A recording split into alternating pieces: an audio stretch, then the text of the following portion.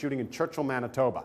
And I went up to Churchill, which is beautiful, to follow polar bears and do a shoot with the polar bears. And we had a great shoot. We saw lots of polar bears, but we were outside the entire time, and it was freezing. I was colder than I ever was. And you know how exhausted you get when you're just that cold all the time. So it's now getting very late at night. I want to be in bed somewhere, but I can't. I'm sitting in this airport. And then we finally get out onto the tarmac. We get in the plane.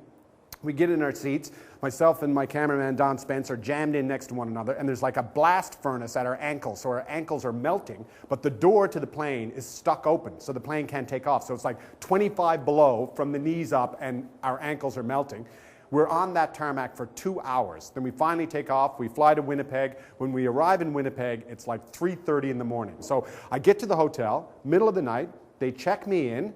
It's a really old hotel. I go up, I let myself into the room. It's pitch black, and I start feeling around for the light switch, and I can't find the light switch anywhere. So like I'm wandering around in the dark, completely blind. I can't see where I'm going. And then I just say, enough of this. I take off all my clothes. I get my shaving kit out of my bag, and I'm going to get a shower. I got to warm up. And so I feel around. I find the doorknob, and I think, okay, this is the bathroom. I open the bathroom door, I step inside, I flick on the light switch, and suddenly I'm in another room, and there's a king-size bed with two giant sleeping men together in the bed. And as soon as the light came on, one guy jumps up and goes like, "What the hell are you doing in my room?" And the other guy jumps up and just into the bathroom and slams the door. And the guy starts going, "What are you doing in my room?" And I'm going, I don't know. And I'm like literally naked with the shaving kit, covering myself up. And then so I back out, and he starts coming towards me, and I slam the door, and I try to lock it, but there's no lock on the door, and the guy's like shaking on the other side. And I'm going, "It was a mistake, it was a mistake." And he's yelling, and I'm thinking, oh my God, he's going to kill me.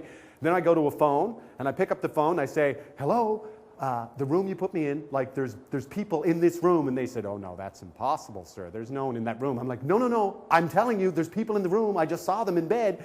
They're saying that's impossible. And then the person says, "Well, maybe we left the door open to the second bedroom." And I said, yes, you have. And so they said, "Well, we'll send someone up to lock the doors." I said, "Thank you very much." So I put on my jeans, put on my shirt. I go out in the hallway because I'm thinking this guy could come through the door and kill me any moment.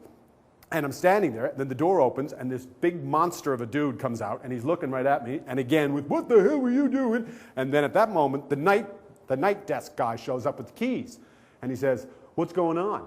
And the guy starts screaming like, "This guy came into my bed.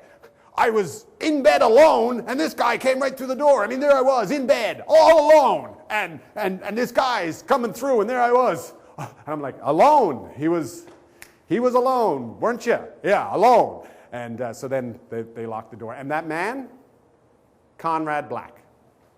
Okay, that part's not true. Everything else is true.